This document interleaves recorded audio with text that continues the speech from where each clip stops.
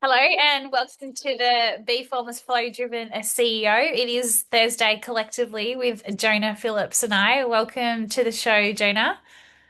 Thanks for having me. No, awesome. And Jonah's from one of my favorite places in the world, Brooklyn and Brooklyn, New York City, right? Like, do you say Brooklyn, Yep. New York City, Jonah, or is it just Yeah. yeah, I'd say Brooklyn, New York. Brooklyn, Sometimes just New New York? York. And I love that you are born and bred in New York. So it's not often I get to meet people that are actually born and bred. Sounds like, and then you went off to Chicago, came back, and here you are. And I'm pretty excited to chat with you today. I was just saying before we hit record, I think this is going to be a very unique conversation based on what you have been creating since back in 2013. And it is Bright Sprout. And I nearly went to say spout, but it's Bright Sprout. You're gonna have to forgive me because it is late here on a Thursday night and it's early morning for you. So we're both at both ends of the spectrum. But suite of educational activity builders. So think crossword puzzles, word searches, flashcards, bingo, and worksheets, all designed to empower teachers, predominantly teachers, but parents and students worldwide. I love that, but I'm also so intrigued by it because, like I said, I went onto your website and yeah, I was kind of exploring a little bit, and then I was asking you questions. So I'm keen to ask more about that. But by the sounds of things, you started this in 2013, and it began as a crossword maker, and then expanded into additional free and customizable tools, which essentially solidified your commitment to education and learning innovation. So I think without further ado, I'm going to hand it over to you to tell us how you even came up with this idea back in 2013. Like, were you a crossword, connoisseur? Like, were you someone that was like, what got you to come up with Bright Sprout and also the name, all of it? I want to hear it all. Yeah, I got lucky on the crosswords thing because I'm not a person. People will say to me like, "Oh, you must really love crosswords," and it's like I'm like the person I know who works in the Starbucks roastery and can't drink coffee anymore. It's like just too much. So I don't do crosswords anymore. Uh, but There. I probably shouldn't share that. But No, all good. I'm sharing it now. Uh, no, I was actually trying to make a different project myself that wasn't working out, but I was trying to, waiting on some data on that. And while I was doing that, I was trying to make a crossword for myself. Uh, and all of the tools around to make a newspaper style crossword were, made in the 90s, like downloadable software that was kind of a real mess and cost $50. And I thought, I could make something in 2 weeks that would work just as well and charge $20 and using modern technology, and it would be better. It took 4 weeks, but it did get out in there. But then I noticed all these people, I made a newspaper style crossword puzzle maker, and all these teachers were trying to make teacher style crossword puzzles. And I thought, let me serve the people who actually want to use this. So it took a few months to kind of rebuild it to make it so that the crossword puzzle maker was designed for teachers. It would auto arrange their words. It would be, let them save it and then log in later to come back and keep it. All of those things. Um, and then it just started growing from there. And then after a couple years that was successful, I thought, let's add word searches too, because if I look on Google Trends, searches for crossword puzzle maker, word search maker basically tracked exactly with each other. So I thought, let's add this. So that was successful. Um, and then after a few years after that, I was thinking, there's nothing, the only new thing is a more broad, like worksheet maker, which would be a little more customizable than just like, teachers will want to make a crossword, even the big crossword makers. It's like, okay, maybe once a week for a vocabulary exercise, but, it's not once a day, but teachers make, a few worksheets every day.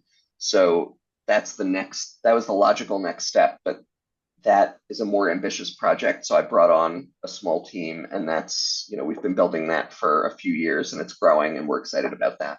Oh wow. So can you tell me when you started Bright Sprout, were you like was this a side hustle for you or were you actually like were you doing something else like when you were first embarked on this back in 2013? Like was it a project on the side or was this something that you were like, no, I'm just going to go fully into this? Like I yeah. was all in. I was fully, that was my full time. So in, I guess I take that back. Before I started, I was working at a consumer finance company that, the company was doing well. I was doing pretty well there. And then there were, I would say, some, how do I say? I want to be nice to all the people there.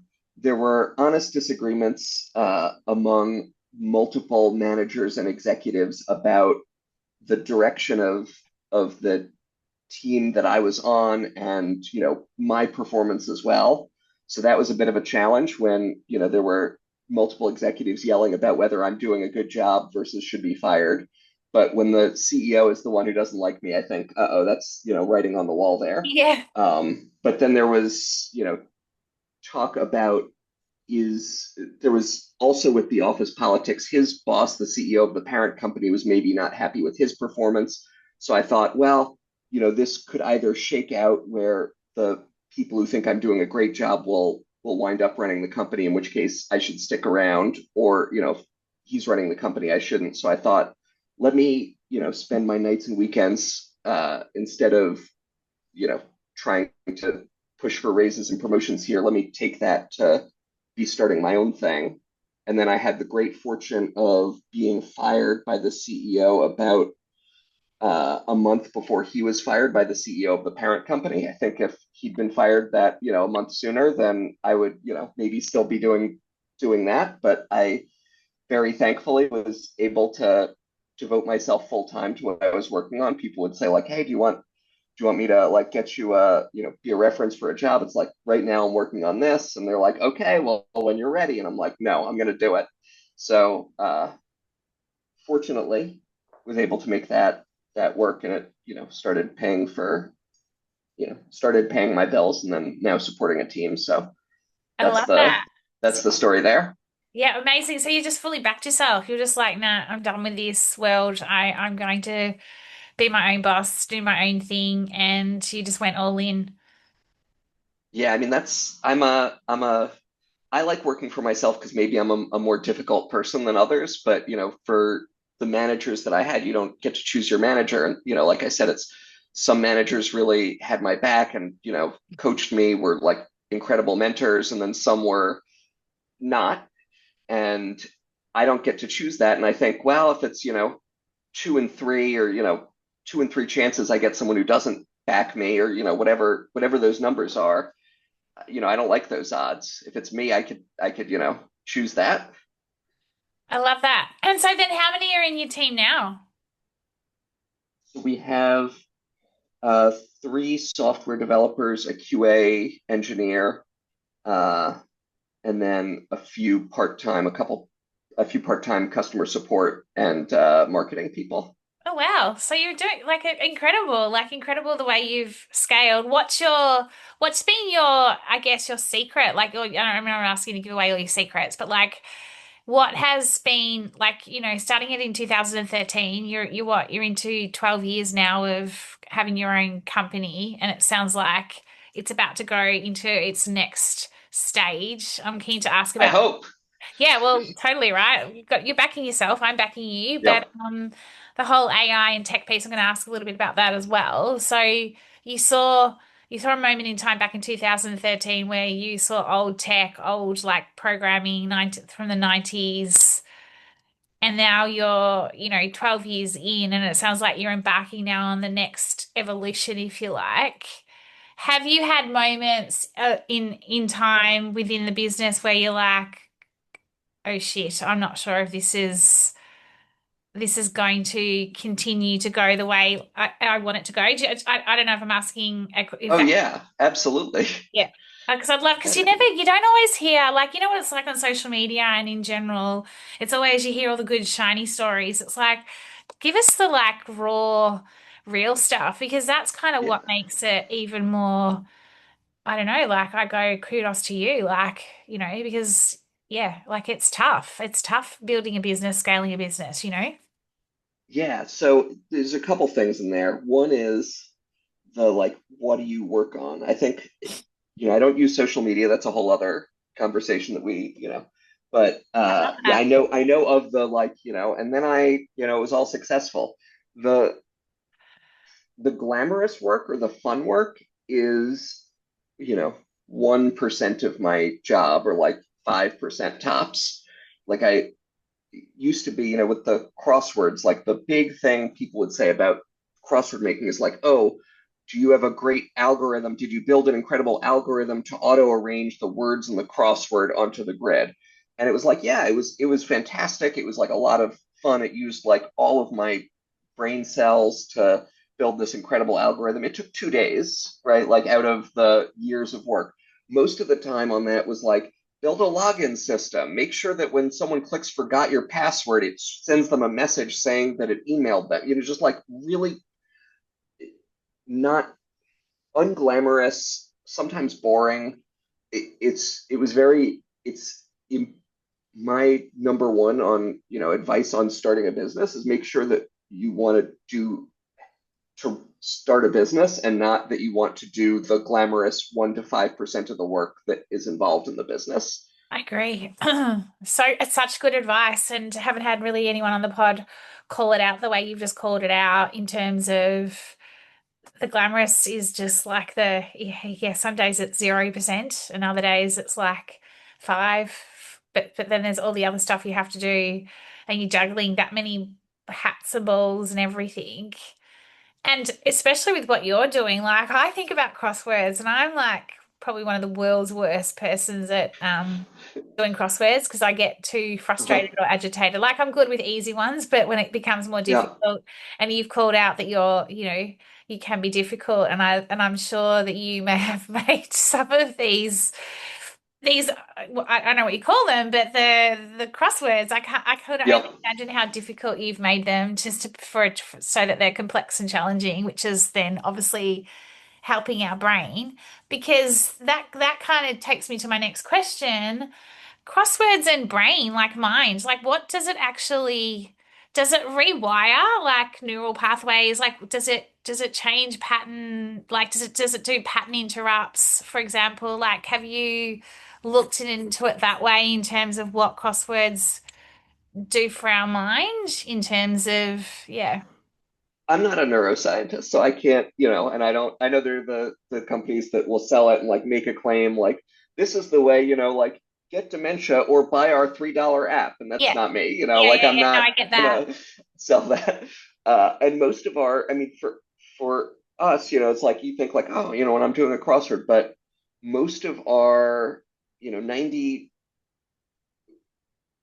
plus percent of our people are using our site for educational something. So like peak crossword in a is for fourth graders. A teacher's making like not, a newspaper style, but like, 20 words with their so imagine you're like fourth grade science teacher with a list of vocab words. She types in, the 20 words and clues for those and presses a button and they arrange on the page. Oh, how cool. And so that's fourth grade is peak crossword. Peak word search is about third grade, which, could be used for that, but sometimes teachers will use it to kind of fill an awkward, what do we do with the students for 30 minutes when the state scheduled the state exams for Friday, there's school on Monday, and then no school for the rest of the summer. It's like, well, what do we do? It's like that's throw in an activity in there. So that's part of that. And then, the worksheets more broadly could be any kind of grade from, K through 12, everything from like a practice handwriting worksheet to, you know, 12th grade science. So, It's quite incredible. Like I just kind of go from like, yeah, I'm still so fascinated in terms of you're in corporate, you said, was it corporate finance? What did you say you were in previously? It was consumer finance. It Consumer was finance. lending. Yeah. So were you always into problem solving? Like, were you like, was that kind of like, yeah, Yeah, I mean, so from the teacher perspective, I was impressed at the just level of like intellect and talent that was being used to figure out if customers would default on their loan and to like organize the customer support teams that would like, call in to someone who's like thinking of canceling. Like all of that was so well done. And meanwhile, my friends who are teachers would say, like, okay, I'm a first year teacher and I'm rewriting a new curriculum. And it's like, you shouldn't be rewriting a new curriculum if you're a first year teacher. That's not, there needs to be some sort of scaffolding. You need to have like existing things that were built well.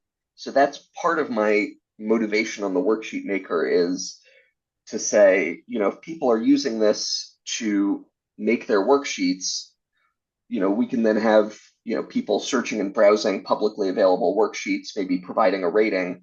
And so then we get to the point where if you're a teacher and want a high quality resource that is aligned with what you're trying to do in your classroom, that you have that available as opposed to you have to make it yourself from scratch when, we've got plenty of other smart teachers out there. It's like there's a lot of most teachers I know work incredibly hard and are quite smart, and no one's it's like you got a lot of giants, no one's standing on each other's shoulders. yeah, that's cool. And is that the empowering piece then, in terms of like, because you're all about empowering teachers, right? Like, is that the empowering piece? Yeah, that's a big piece. The other big piece is a lot of companies that will call themselves ed tech companies are trying to either, let's replace teachers with AI tutors, or like let's replace teachers with, a massive, it's like this is the massive online course for and you could have one brilliant teacher and 50,000 students. But anyone who, firstly, anyone who talks to teachers will know that A, like stand and deliver, which is what they call like a teacher standing at the front of the class and lecturing, is really bad pedagogy. Like you just shouldn't do that. It's not engaging, it's quite boring. Most of the work is in engaging students, talking to them to see where they might have misconceptions, walking around the room to do individualized support while they're working through things. That's not something you can automate away. That's not the way to make it better. So instead of saying, well, let's replace the teachers with robots because they're really expensive. Like, I don't want a robot teaching my kids. Like, No, that's just not, no. I don't know any parent who wants that. I don't know any teacher who thinks, oh, that'll help me educate kids more. It's like people who are not in any sort of an education space taking a look from a distance and saying like, oh, I'm pretty sure I understand that. Let me automate it without, going in and seeing like, will this Yeah. work? And it's like, no, that won't work. I love that. I love that the fact that, well, it is still all around human connection, and that, the potential and the critical problem, well, the critical problem solving, and working with children, there still needs that soulful, kind of the human aspect. A machine can't do everything. But then how do you use the term ed tech? How are you, in terms of how you're evolving your business, and the project you're currently working on, have you been using AI like as part of your back end, if you like? Like, are you using it for automation, or, optimizing efficiencies, and then keeping the front end from a human potential and the role it should play, and the role that AI plays? Like, are you connecting the two together in terms of your business at all? It's a good question. So we currently use it for our, some of our back end tools, obviously, as we're working, but for the most part, no. I mean, for the most part, we're we are providing a customizable thing that teachers can use. You know, right now, when teachers want to make a worksheet, usually they'll go to like Google Docs or Word or occasionally PowerPoint. But you Yeah. think about like a teacher with an open response question. It's like, write 3 sentences about what you did this weekend, just to like get students to practice writing and formulating thoughts and sentences and whatever. So write 3 sentences about what you did this weekend. And then the next thing the student does is shift to hit the underscore button and type about 70 underscores, then copies and pastes the 70 underscores to make it into 5 lines of underlined text. And that's dumb. Like that's not designed for teachers. So it's like now teacher just like clicks the open response button. There's a little slider for like how many lines do you want? What line height do you want where the students are writing? Because like in Word, you can't just change the line height between the line. It does weird stuff.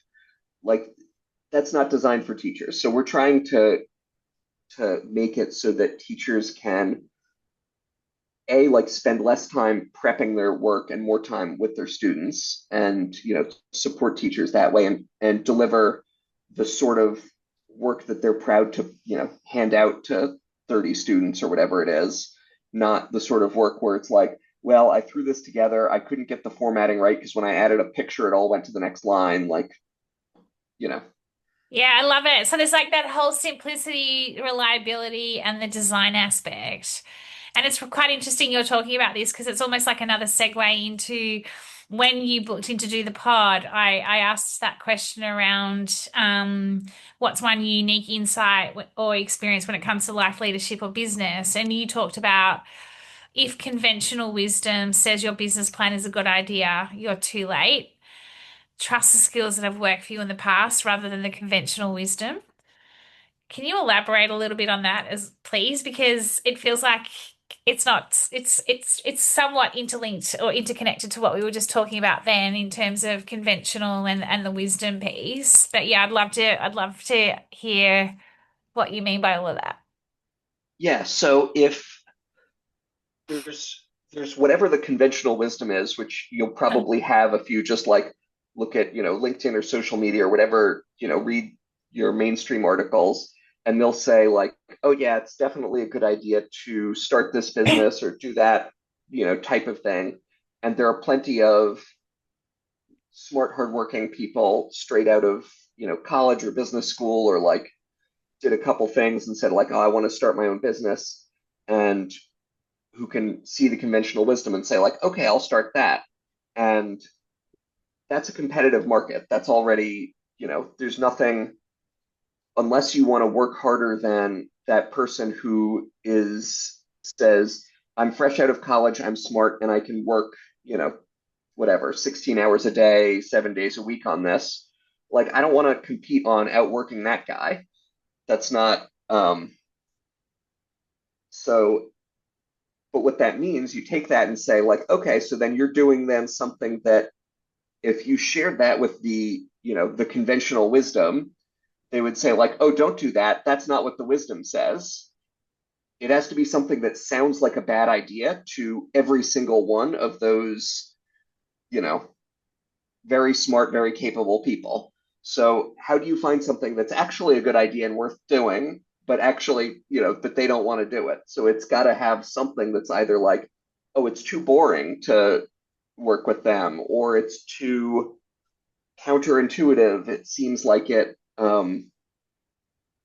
like right now it's like, oh, is it AI or crypto? Like, if not, I don't, it's like, just don't, most humans I know aren't into doing that. So Don't do it, is you what you're know saying. Like, you don't need to follow the status quo. Is somewhat that's right. somewhat you're saying. Is this so? Because you said you were difficult. I don't think you're difficult. I think that you're but I think you could be misunderstood as being difficult, which is, what quite often what happens to all of us. We're misunderstood. I get sometimes being misunderstood as being out there and a bit crazy, but actually when you get like, yeah, I've got a little bit of that going on, but that's just my personality.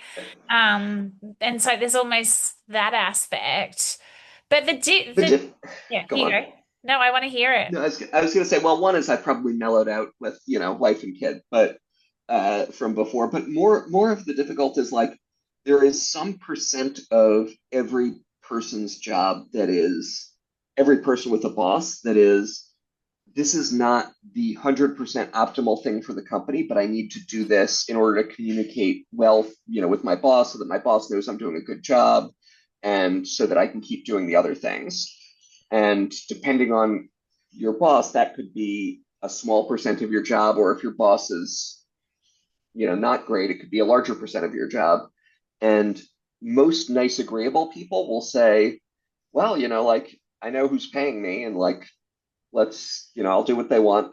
My goal is to make, Dave the big boss happy or whatever it is. And it's like that's the sort of thing that um I would say bugs me or frustrates me in a way more so than it does other people. And that's just like something I know about myself of like I need to if I think this is the best way, I need to be able to make that have the freedom to make that call, which I can do if I'm, the one running the business. Yeah.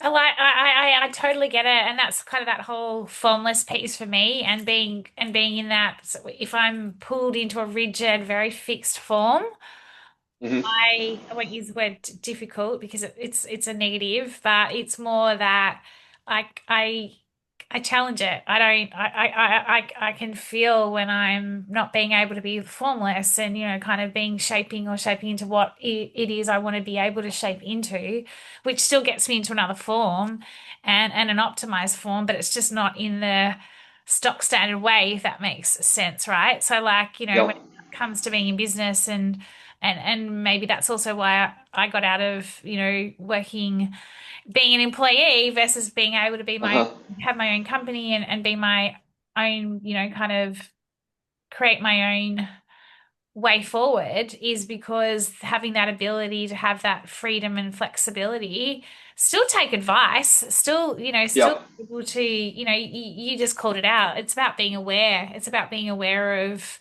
are you being difficult for the sake of being difficult, or are you actually challenging something because it doesn't sit right and you know that there's another way? And this for me is about, look at the world we're living in right now. We're in this crazy time of life, and we have a choice. We can either keep doing things the way we've always done them, or we can choose to do things differently. And it's not just being doing things differently for the sake of doing things differently. It's how do you do it in a way that is, for me, a positive and impactful way, but also it has the ability to reshape and redefine what the future looks like. So yeah, that's probably my take on what you're talking about, Uh-huh. because that's kind of how I see it as well. Yeah, that makes sense. What's your so a couple of last questions. So social media. So you're not on social media. No. Have you always been off social media, or has it been a more recent thing? I mean, when I think the first Facebook started when I was my first year of college, it was first accessible to college students when I was my first year of college, and it was good then. It was like nice. It was like you could see who was in your classes. You could, see when your like kind of weird, awkward friends, started or stopped dating. They wouldn't like tell people because they were awkward college students, but you would know because. And then as it switched to the the algorithmic feeds that are designed to keep people engaged, like that's not, I don't need to be addicted to that. And a It's it dopamine. Yeah. right. If it's designed to be addictive, that's not good. If it's, they when Facebook did their study where they, tested changing people's, things that would spark different emotions and see which had more engagement, and they found that content that made people feel depressed made people also feel more engaged, and then they stopped talking about that entirely and tried to scrub that. And then whenever I read the news stories about, the impacts of social media, I think, that's the one thing. It's like if it's profitable, I get it, but I don't, you could either you one option is to say like, oh, you could, regulate that, but I'm sure they could work around that in all sorts of ways. Like, when I was at the consumer finance company, we ran circles around the regulators because just like the level of talent and the amount of money involved for like, in that company versus, the one person who's assigned to say like, look at this and see if it's okay. It's like that's you're not going to beat them at that. But the one thing you can do is just opt out of that and say, I'm not going to participate in that. And so do you, this is a big question. This is a big loaded question. Do you Exciting. Yeah, there's so much. Like, I mean, as you know, startup scaling, I'm only just on nearly 2 years in. You're 12 plus, so you're a long way further ahead than I am. But there's also this such pressure to be on social media, constantly like you only have to look at LinkedIn and things like that, where it's just this constant need to be talking about you have to put your brand out there, whether it's your personal brand, but also your business brand and like getting your leads and all that sort of thing. What's your view on that for a business then? Like in terms of, or just do you think it depends on the business I in all think it depends. social presence? Yeah, I think it depends on the business. I mean, our customers are teachers. They're not, on business LinkedIn. They don't need to, you know, for your business, I would assume you would need to be very present on LinkedIn, Yeah. doing all those things.